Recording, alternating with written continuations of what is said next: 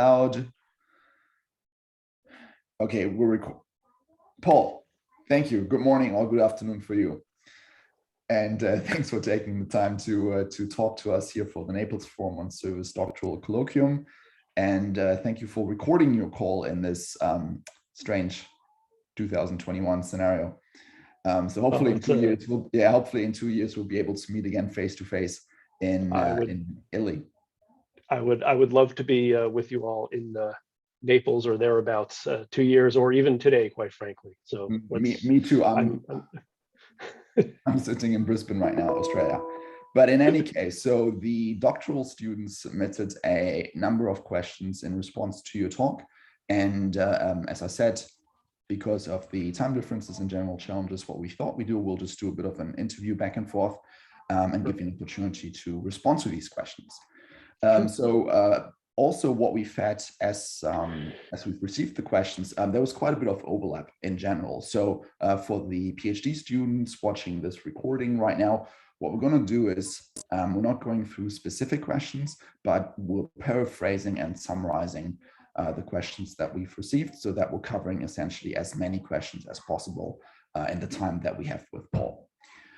So Paul, the first cluster of questions really talked about the intersection of service dominant logic and service science. And I think that's a great topic to kick things off. So in your opinion and in general, where do you see some of the similarities and differences between service science and service dominant logic in terms of the general narratives that have been put forward and the foundations? Great. Yeah, no, that's a good question, and one we're kind of asked all the time. So it's a way of thinking about it, and different people may have different approaches in kind of talking about this. I'm sure if you ask Steve Vargo, he'll say something slightly different. But my view is that service dominant logic really gives us a lot of the background and the concepts and a kind of framework in which to operate. Right, service dominant logic, even by their own account, is kind of a framework or kind of a meta theoretical thing, as opposed to an actual theory, an actual thing that can help you make specific predictions or a set of methods or anything like that.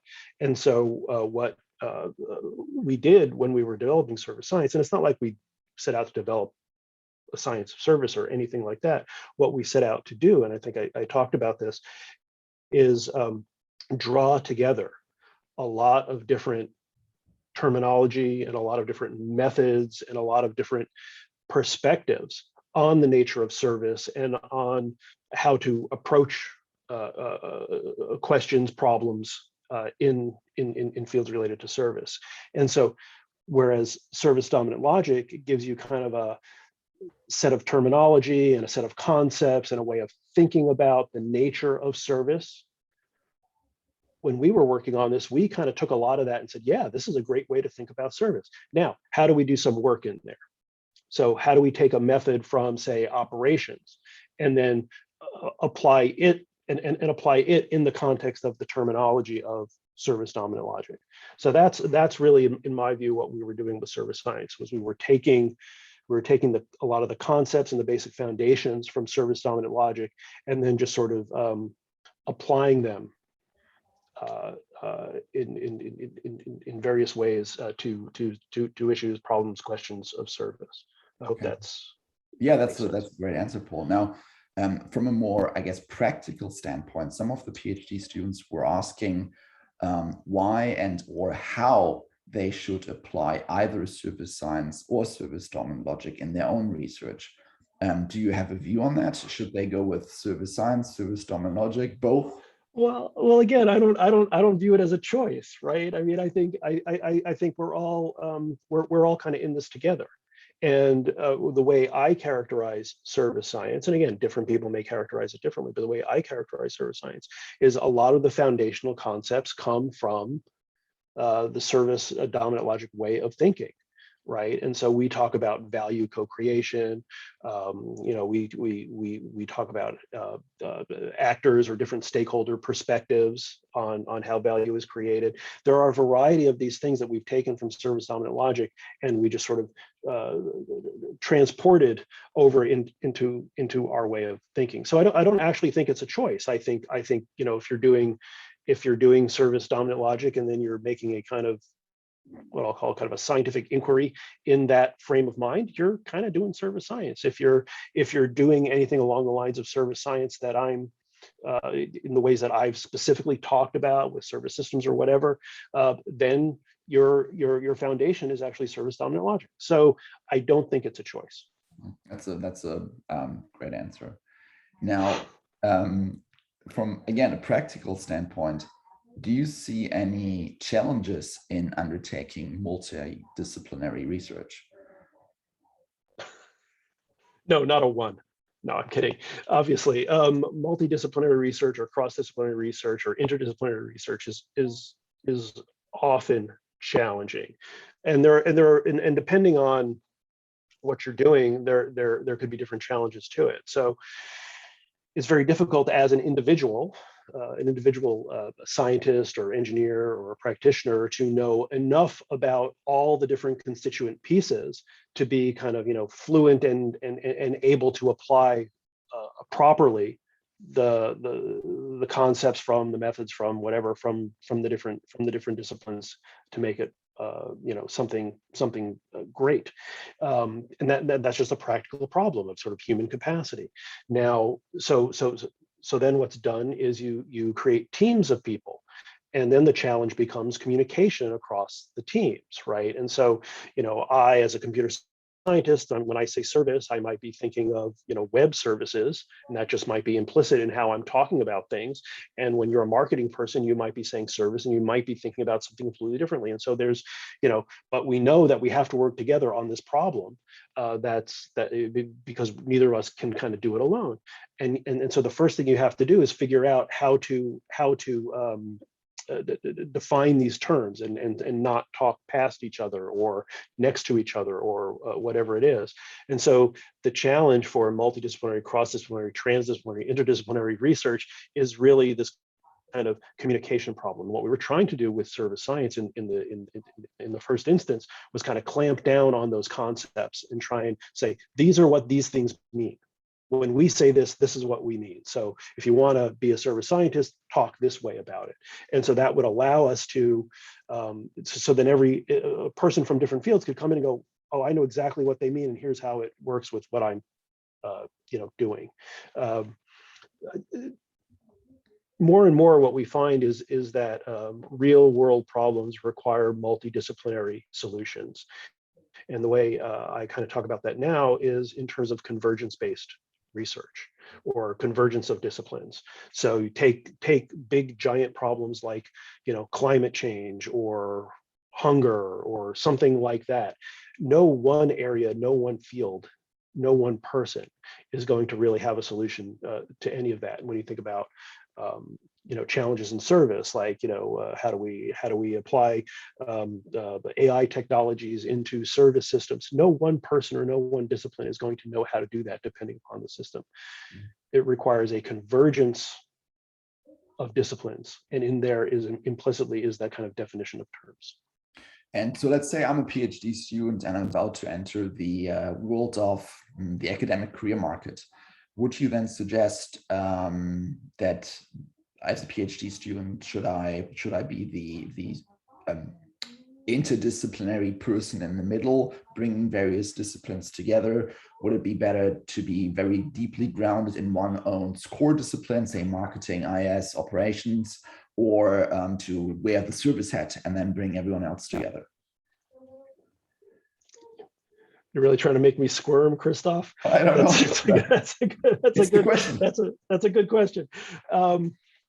No, it really is a good question. And honestly, my answer is I don't have an answer. Okay. It really depends on you as a student. So there are some people for whom, doing that kind of straight and narrow thing, I want to be a marketing person. That's exactly what they want to do. and that's who they are.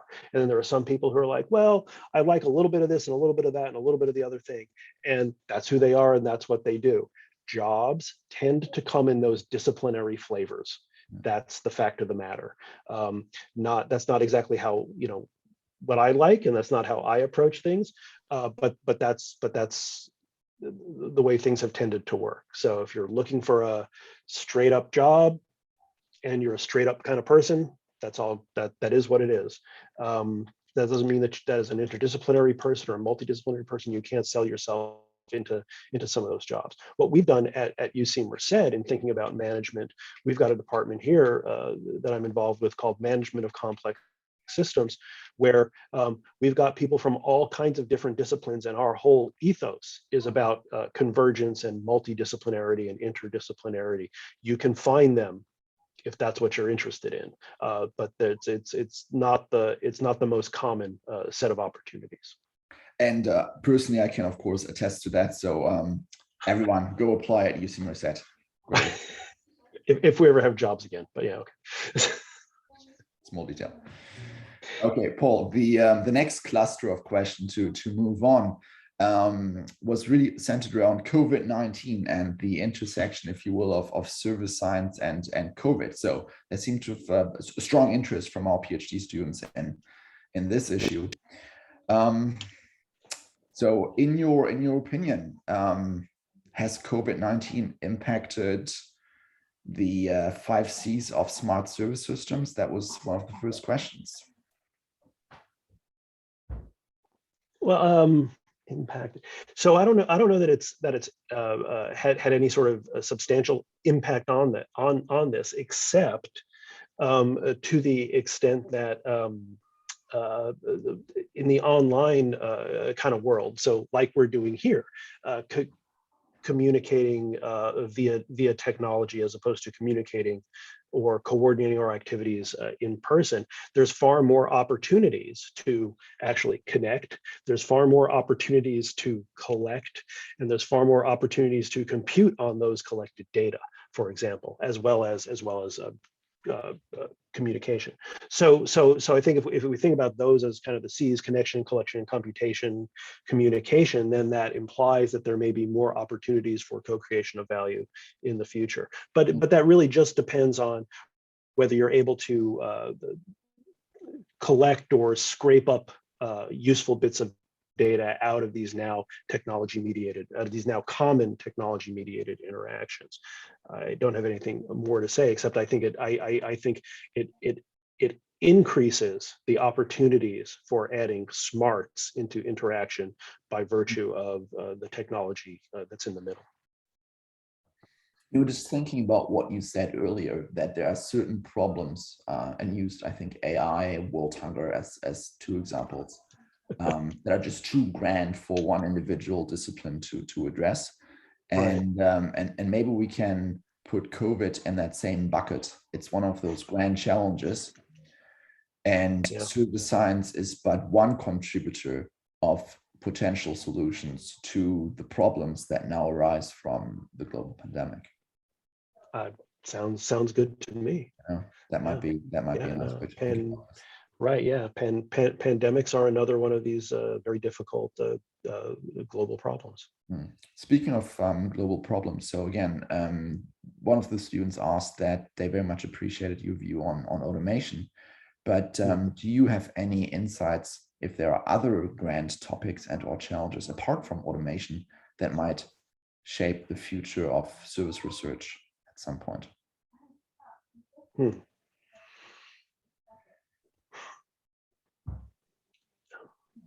It's a good question. I don't, off the top of my head, no. I mean, I think it doesn't necessarily just have to be automation, right? But I do think that the place to look for these is in technology. So you can think about automation as one automation, or the autonomousness of things, the smartness, the added value that maybe AI or machine learning could bring to these systems. That's just one kind of technological component, right? Think about communication technologies, right? So I was just on a phone call earlier today with somebody from a telecommunications company, and they were talking about the future of telecommunications and how that would be, how the way radio networks are going to change over time is going to have a vast impact on our ability to capture data and to interact, again, not necessarily maybe autonomously, but maybe also in kind of human terms. Things will be far more connected, just going back to that sort of 5Cs thing, but things will be far more connected, and that doesn't necessarily mean that they will have to be more automated or more autonomous. It just gives you more opportunity to collect or find or bump into other bits of data. I don't really have a good answer to this one, I guess. I think technology is kind of the big frontier. I'm thinking off the top of my head, and it's related to the questions, but actually I'm just want to throw this in by myself. There is a futurist, or there was a futurist called John Naisbitt, who was very active in the 80s, so about 40 years ago. And there's a quote of his that I've used in some of my previous work. And he said, and I'm going to paraphrase, the more high technology around us, the higher the need for the human touch. Do you have a view on this? Yeah, so I think in the presentation I gave, I used the slide about how computers have changed jobs over time, right? Where people were worried years ago that computers were going to take people's jobs and kind of dumb things down for folks, and in fact, the actual opposite happened. Right. And the argument that I have tended to make about this is that, sure, we want to automate or add technology in to take care of some more of to help us take care of the simpler, easier, routine, less interesting stuff. And that has the consequence of requiring that we are actually better. We are smarter, more able to communicate, know, and can do more things, taking advantage of the technology as time goes on. So in fact, what hasn't changed is the need for people in the mix, and in fact, the capabilities that you have to get the same kind of job that you might have had 40, 50 years ago. You actually have to have more capability. You have to know more. You have to be better at it than before. It's actually ratcheting up the need for human capabilities and the need for human interaction rather than tamping it down. Are we as a society going to be able to get everyone onto that level? Or is there a potential danger that we're going to create a two-tier system, essentially, of those who have the skills and capabilities and those who do not? I don't think about it that way. I mean, I think most people are far more capable, and most people can be ratcheted up, as I say. I don't think this changes. I don't think the increasing or changes in technology change that at all. Okay, that sounds good.